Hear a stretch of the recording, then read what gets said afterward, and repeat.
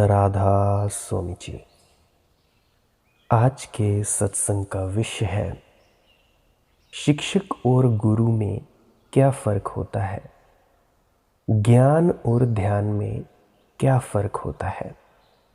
आज का यह सत्संग अति महत्वपूर्ण है, इसीलिए क्योंकि इस सत्संग में आपकी बहुत सी उलझनें खत्म हो जाएंगी।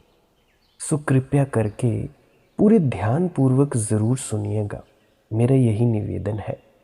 और अगर आपको समझ आए तो शेयर ज़रूर करना। तो चलिए बिना किसी देरी के आज की चर्चा शुरू करते हैं।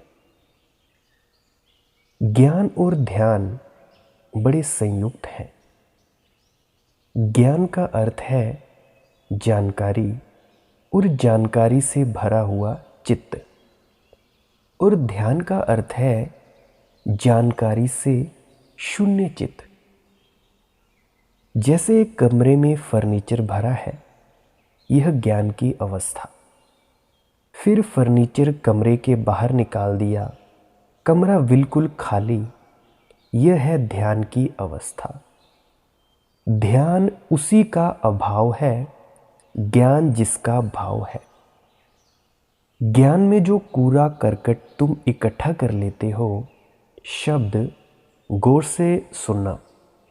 ज्ञान में जो कूड़ा करकट तुम इकट्ठा कर लेते हो, शब्द, सिद्धांत, शास्त्र, ग्रंथ, पोथियाँ, चाहे बेशक वे राधा स्वामी या संतमत की किताबें हैं या किसी संत द्वारा सुने हुए वचन हैं, ये सब ध्यान में छोड़ देने होते हैं। शिक्षक देता है ज्ञान और गुरु देता है ध्यान। इसका अर्थ हुआ कि शिक्षक जो देता है, गुरु वो छीन लेता है। तो तुमने जो भी सीखा है जीवन के विद्यालय में, जो भी अनुभव, जो भी ज्ञान तुमने अर्जित किया है विश्वविद्यालयों में, अध्यापकों और शिक्षकों से, शास्त्रों, सिद्धांतों से, तुमने जो जो इकट्ठा किया है, गुरु सब छीन लेगा। वह सब में माचिस लगा लेगा, वह सबको जला देगा, खाक कर देगा। सच्चा संत सद्गुरु तुम्हारे मन के पूरे फर्नीचर से तुम्हें खाली कर देना चाहता है। उस खालीपन में ही तुम्हें पहली बार अपने विस्तार का पता चलता है। उस खालीपन में ही तुम्हें पहली दफा शांति की किरण उतरती मालूम होती है। उस खालीपन में ही तुम्हें पता चलता है कि अहंकार नहीं है, परमात्मा है। तुम नहीं हो, वह है।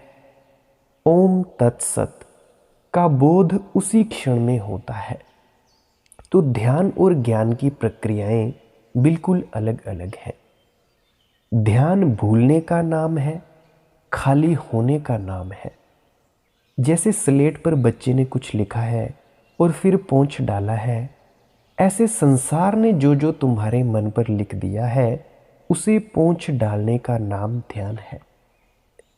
ध्यान को केवल वे ही लोग उपलब्ध हो सकते हैं जो ज्ञान से बहुत परेशान हो गए हों, ऊब गए हों। अगर तुम अभी ज्ञान से परेशान नहीं हुए तो तुम ध्यान को उपलब्ध ना हो सकोगे।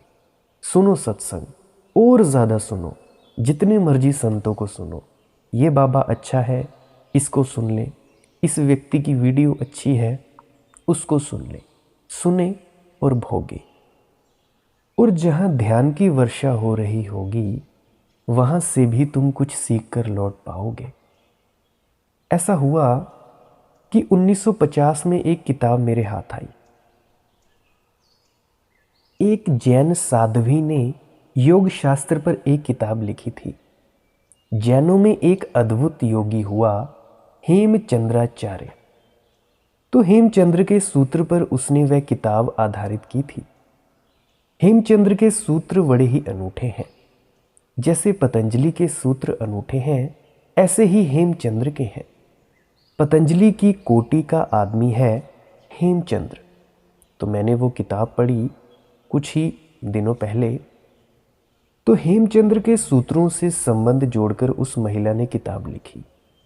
किताब उसने बड़ी बढ़िया लिखी थी, लेकिन मैं बड़ी उलझन में पड़ा, क्योंकि सब ठीक था, लेकिन कुछ गलत भी था, जो कि नहीं हो सकता।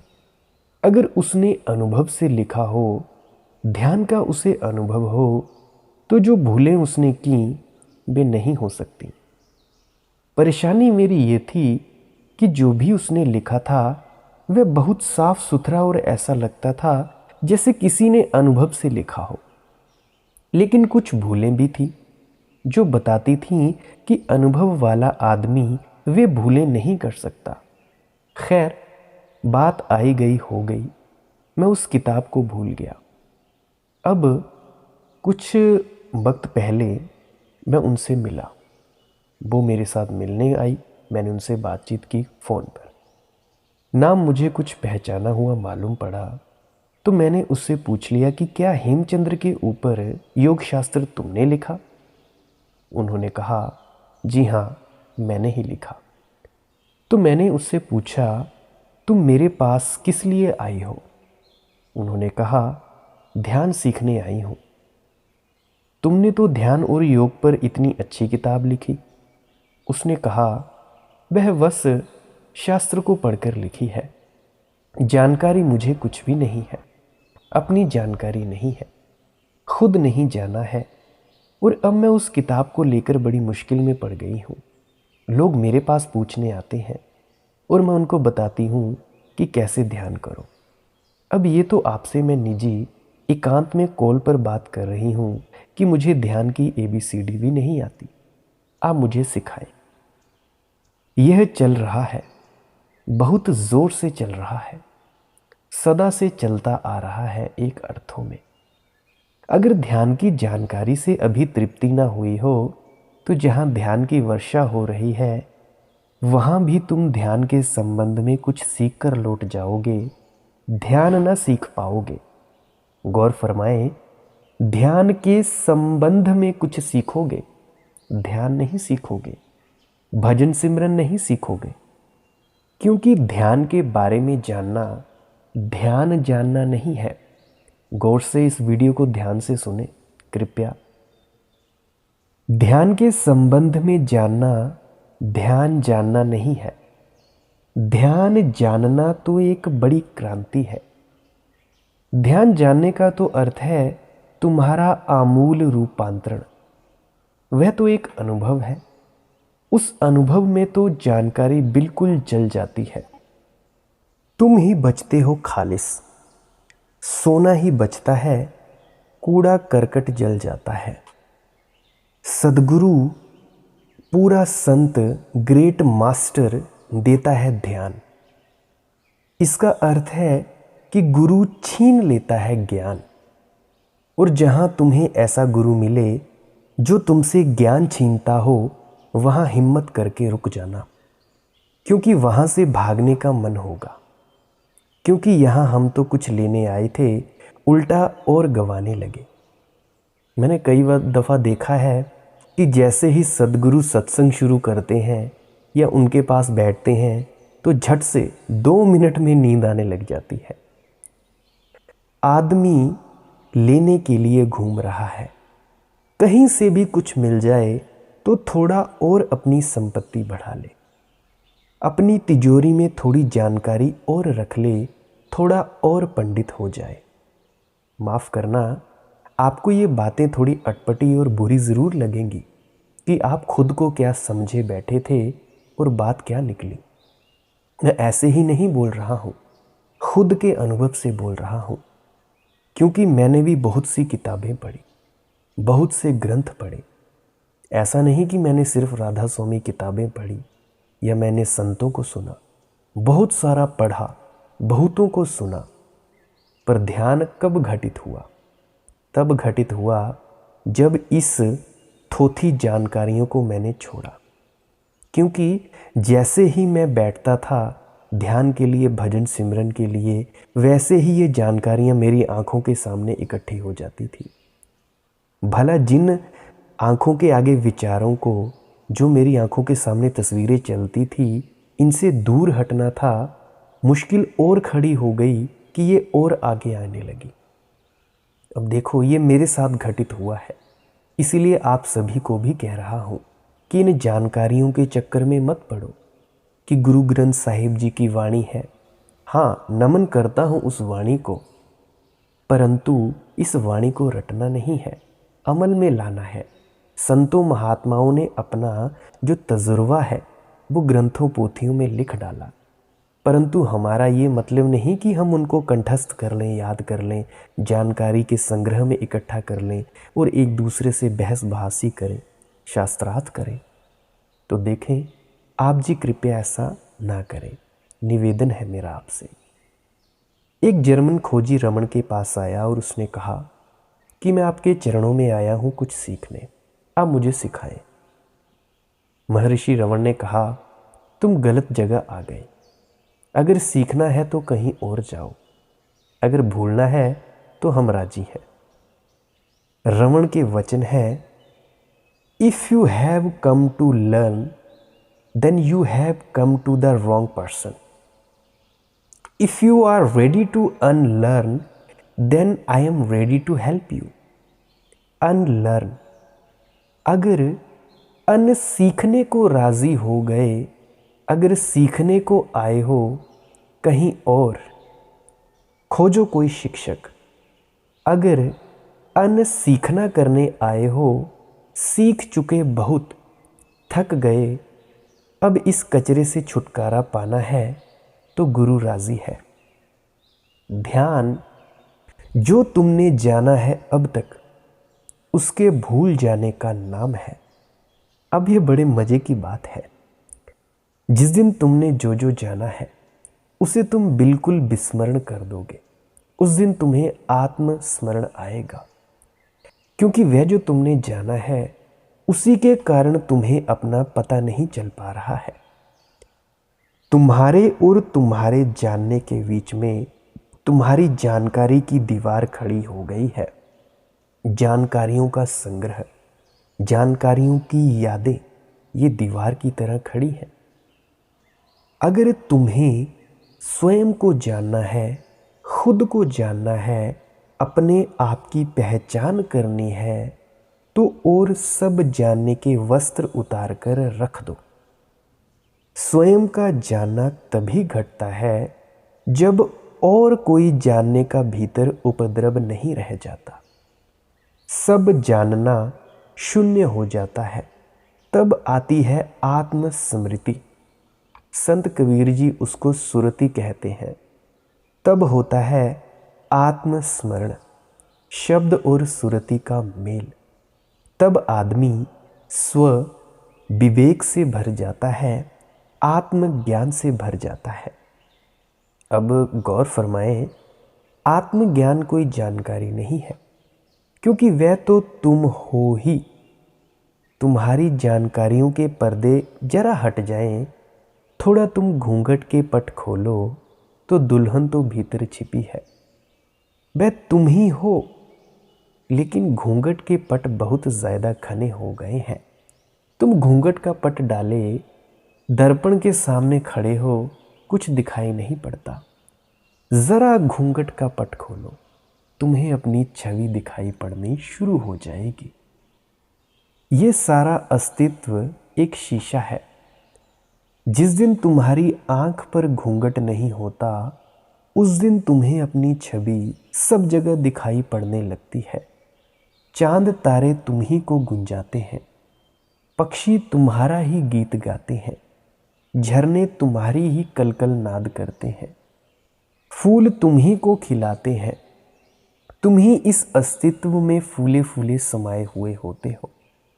लेकिन एक शर्त अनिवार्य है कि सब जानकारी हटाकर रख दी जाए। सत्य तक जाना हो तो निर्वस्त्र होकर जाना, सत्य तक जाना हो, सचखंड तक जाना हो तो जानने के सारे वस्त्र छोड़ देने होंगे। सत्य तक कोई नग्न होकर, शून्य होकर ही पहुंचता है। शून्यता यानी ध्यान। अब आप जी के मन में एक ख्याल आ रहा होगा, एक प्रश्न उठ रहा होगा कि गुरु सिखाता नहीं मिटाता है, लेकिन आप तो प्रतिदिन बोल बोल कर हमें सिखाते ही चले जाते हैं। संत बोलते ही चले जाते हैं, बोलते ही चले जाते हैं। 30-30, 40-40 साल अपने बोलने में गुजार देते हैं, समझाने में गुजार देते हैं। तो इस बोलने में मिटाने की कौन सी प्रक्रिया छिपी होती है? संतों के बोलने से दोनों बातें हो सकती हैं। अगर तुम कुछ सीखने आए हो तो सीख कर लौट जाओगे, परंतु अगर तुम कुछ भूलने आए हो तुम भूल कर रुक जाओगे। मेरे बोलने से, संत के बोलने से तुम्हारे ऊपर निर्भर होगा कि क्या तुम करोगे। जो पंडित ढंग के लोग हैं वे भी मौजूद हैं, यहाँ वीडियो सुन रहे हैं। वे मेरी बातों को कंठस्थ कर लेंगे, वे तोते हो जाएंगे, वे तोते होकर लौट जाएंगे। वे जाकर जो उन्होंने सीख लिया है दूसरों को सिखाने लगेंगे। वे चूक गए।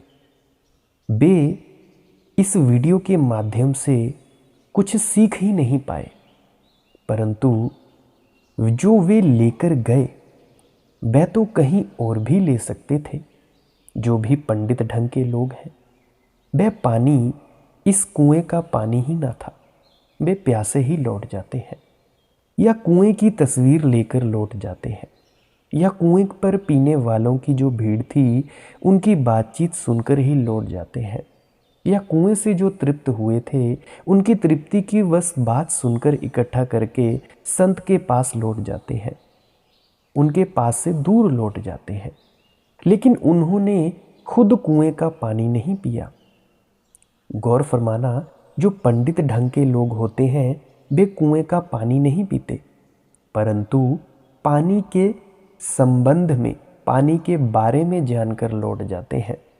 पंडित लोग जाते हैं, पंडित बन जाते हैं, परंतु जो भूलने आते हैं, रोज़ का सुनना उनके ज्ञान को काटता चला जाता है किसी संत का बोलना।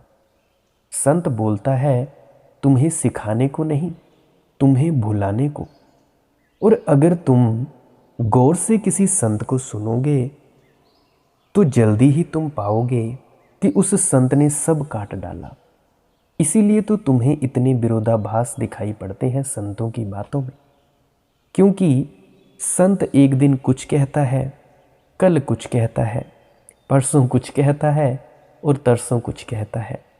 अगर तुम संत को सुनते ही रहे तो मैं इतना विरोधाभासी हूँ, इतना कॉन्ट्रडिक्टरी हूँ कि तुम संत को कभी पकड़ ना पाओगे। तुम्हारे हाथ में सब छूट जाएगा। अगर तुम्हें संत को पकड़ना है तो तुम्हारे हाथ से सब छूट जाएगा। अगर संतों ने तुम्हें कुछ सिखाना होता तो विरोधाभासी नहीं हो सकता था। फिर तो संत संगत होना चाहिए, ताकि रोज़ रोज़ संत तुम्हें सिखाता जाए और रोज़ रोज़ मकान बनता जाए ज्ञान का तुम्हारे भीतर। संत का काम ऐसा है कि आज वो एक ईंट रखता है, कल खींच लेता है, मकान तो कभी बनने नहीं देता। अगर सुनते ही रहोगे और तुमसे कोई किसी दिन पूछेगा कि तुमने क्या सीखा इन वीडियोस से, तुम चुपचाप खड़े रह जाओगे। तुम कहोगे कहना मुश्किल है, क्योंकि जो भी सिखाया जल्दी ही उसे मिटा भी दिया, लकीर खींची भी और मिटाई भी। इसके पहले कि तुम पकड़ लेते संत मिटा देता है। अंततः तो तुम खाली के खाली रह जाओगे। तुम पर निर्भर है। और ऐसा कुछ संत के पास हो रहा है ऐसा नहीं, एक संत के पास हो रहा है ऐसा नहीं, सदा से होता चला आ रहा है। महावीर बुद्ध जो बोले, महाराज चरण सिंह जी जो बोले, उनमें से कुछ तो ध्यान को उपलब्ध हो गए सुनने वाले, परंतु कुछ पांडित्य को उपलब्ध हो गए। जो पांडित्य को उपलब्ध हो गए उन्होंने ही धर्म बनाए। जैन धर्म बनाया महावीर बुद्ध को सुनकर, क्योंकि जो ध्यान को उपलब्ध हो गए वे कहाँ फिक्र करते हैं। जिसने रस पी लिया, मगन हो गया, वह कहाँ फिक्र करता है संप्रदाय खड़े करने की, धर्म खड़े करने की। बात खत्म हो गई। संत कबीर ने कहा है, मन जब मगन भया तब क्यों बोले। फिक्र ही छोड़ दी उन्होंने। परंतु जो पंडित थे उन्होंने शब्द शब्द संग्रहित कर लिया, इकट्ठा कर लिया। अब ये बड़े मज़े की बात है कि संत महावीर के जो 11 गणधर हैं वे 11 ही ब्राह्मण पंडित हैं। खुद महावीर क्षत्रिय हैं। खुद महावीर की सारी चेतना और देशना वेदों के विपरीत है। लेकिन महावीर के जो 11 जिन्होंने महावीर के धर्म को स्थापित किया है, जैन धर्म का निर्माण किया है, वे 11 ही ब्राह्मण पंडित थे। ये बड़े आश्चर्य की बात है। बुद्ध क्षत्रिय है, लेकिन जिन्होंने बुद्ध धर्म बनाया वे सब ब्राह्मण पंडित हैं। तुम ज़रा गौर करो, कृष्ण क्षत्रिय हैं, राम क्षत्रिय हैं, लेकिन राम और कृष्ण का धर्म जिन्होंने खड़ा किया वे सब ब्राह्मण पंडित हैं। अपने आसपास नज़र मारो। माफ़ करें, मैं किसी जाति पाति को लेकर कोई ऐसी बात नहीं कर रहा हूँ कि मैं उनका असम्मान कर रहा हूँ। अगर आप जी को मेरे शब्द चुभें तो इससे मैं माफ़ी मांगता हूँ। तो मैं ये कह रहा था कि पंडित शब्दों को संग्रहित करता है, उन पर भवन निर्मित करता है। ज्ञानी से तो धर्म का जन्म होता है, पंडित संप्रदाय बनाता है। तुम में से भी कुछ संतों की बातों को सुनकर संग्रह इकट्ठा करेंगे। हालांकि सब तरह की अड़चन पैदा करते हैं संत, वह तुम कर ना पाओगे, और तुम करोगे तो लोग तुम्हें मुश्किल में डालेंगे, क्योंकि संत इतनी विरोधी बातें कहते हैं कि कोई पंडित समर्थ नहीं हो सकता समझाने में कि इन विरोधी बातों का क्या संबंध है। संत महावीर की सारी बातों में विरोध नहीं है। महावीर की वाणी एक संगति से भरी है, पंडित उसे समझा सकता है। बुद्ध की वाणी में विरोध नहीं है, उसमें एक संगीत है। जानकर मेरी वाणी में मैंने संगीत नहीं रखा है, क्योंकि उसी से संप्रदाय पैदा होता है। तो मेरे पास से जो पंडित हैं, भला पंडित होकर लौट जाए, खुद को ही नुकसान पहुंचा सकता है, किसी और को नहीं। तुम पर निर्भर है। मैं रोज़ इसीलिए बोल रहा हूँ कि मैं तुम्हारे मन को खाली कर दूँ। मेरा बोलना तुम्हें कुछ देने को नहीं है। मेरा बोलना ऐसा ही है जैसे रोज़ सुबह हम घर में बुहारी लगाते हैं सफाई के लिए। तुम 24 घंटे में इकट्ठा कर लेते हो। रोज़ सुबह मैं फिर बुहारी लगाता हूँ कि थोड़ी सफाई हो जाए। एक सवाल कमेंट सेक्शन में पूछा गया था। वो कहते हैं, उन सज्जन ने ये पूछा कि सद्गुरु जानते हैं कि कब शिष्य को क्या कहा जाए, और शिष्य की ज़रूरत और स्थिति के अनुसार उसको मार्ग निर्देशन दिया करते हैं। शिष्य को बताने और मांगने और पूछने की ज़रूरत नहीं है। मुझे अनेक बार आपके मार्गदर्शन निर्देशन का अभाव प्रतीत होता है और आपके पास दर्शन में आने का मन भी होता है, लेकिन उपरोक्त कथन में भी आस्था होने के कारण मैं धैर्य और प्रतीक्षा का सूत्र अपना लिया करता हूँ।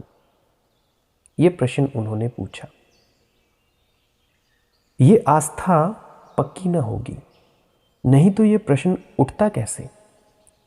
अगर ये आस्था पक्की है कि गुरु जब ज़रूरत होगी बुला लेगा, जब ज़रूरत होगी कहेगा, जो ज़रूरत होगी वह निर्देश दे देगा, तो फिर अभाव कैसे पता चलता है, और फिर साथ में आस्था का क्या अर्थ रह जाता है।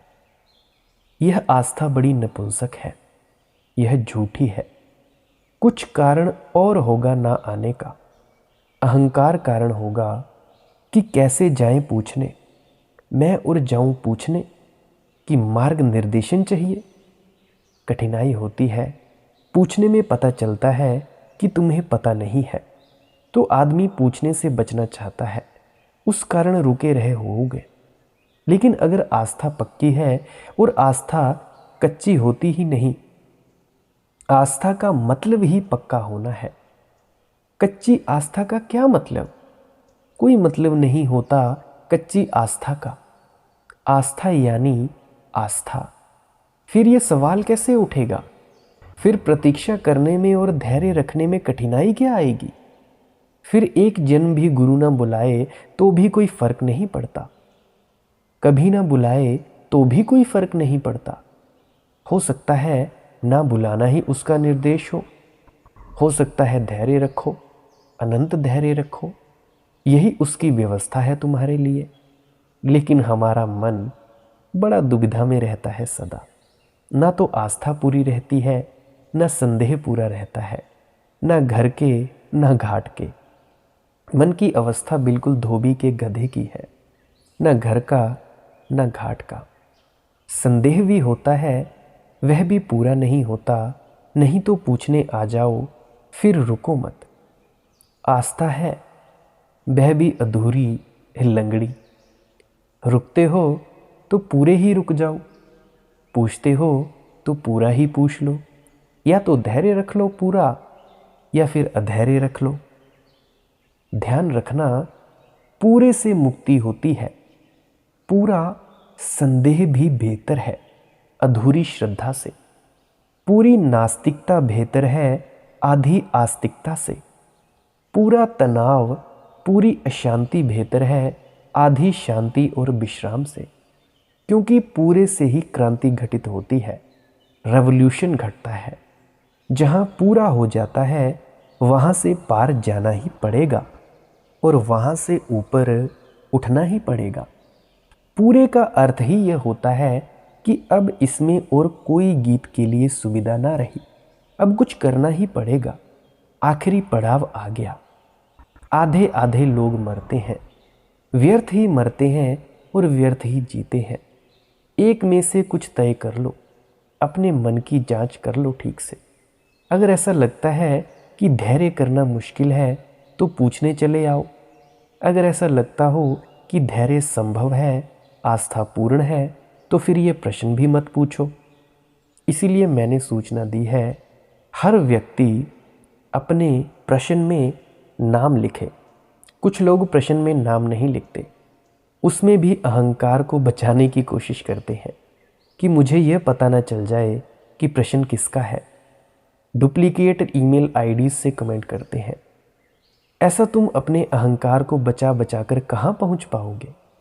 प्रश्न है तो है, उसे पूछना है और हल करना है और उसके पार जाना है।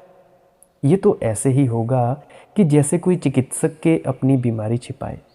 चिकित्सक को तो बीमारी पता ही देनी पड़ेगी, डॉक्टर को तो पता ही देना पड़ेगा, नहीं तो निदान ही ना हो पाएगा। और तब बिना निदान के दी गई औषधि और नुकसान करेगी। इससे बिना औषधि के रह जाते यह अच्छा था। गलत दवाई मिल जाएगी तो भयंकर हानि होगी, क्योंकि सभी बीमारियां जहर हैं, सभी औषधियां जहर हैं। बे ठीक बीमारी हो तो जहर काम का हो जाता है, ठीक बीमारी पर ना लगे तो जहर नुकसान का हो जाता है। तो गुरु के पास होने का अर्थ अग्नि के पास होना है। वहाँ थोड़ा सोच समझकर साफ सुथरा होकर रहना हो तो ही रहना, नहीं तो भाग जाना। प्रश्न पूछना हो तो ईमानदारी से प्रश्न कर लेना, श्रद्धा करनी हो तो ईमानदारी से श्रद्धा कर लेना। और साफ होना एकदम ज़रूरी है। बंटा बंटा होना तुम्हें कहीं न ले जाएगा, तुम ऐसे ही त्रिशंकु के भांति लटके रह जाओगे। तो प्यारी साथ संगत जी, आज का यह सत्संग यहीं समाप्त होता है। कोई प्रश्न हो कमेंट करें या डिस्क्रिप्शन में दिए गए टेलीग्राम पर सर्च करें, वहाँ पे मेरा नंबर होगा, कॉल करके भी पूछ सकते हैं। मैं आपके प्रश्नों का इंतज़ार करूँगा। आपने इतना वक्त दिया, इसका बहुत बहुत धन्यवाद। अगर आपको इस सत्संग से थोड़ी सी भी जानकारी मिली हो अच्छी, और आप चाहते हो कि आप अपने मित्रों तक, परिजनों तक ये जानकारी पहुंचाएं ताकि उनकी आंखें खुलें, तो इस सत्संग वीडियो को ज़रूर उन तक पहुंचाएं। अंत में आपके भीतर बैठे परमात्मा को प्रणाम करता हूं। मेरा प्रणाम स्वीकार करें। राधा स्वामी जी।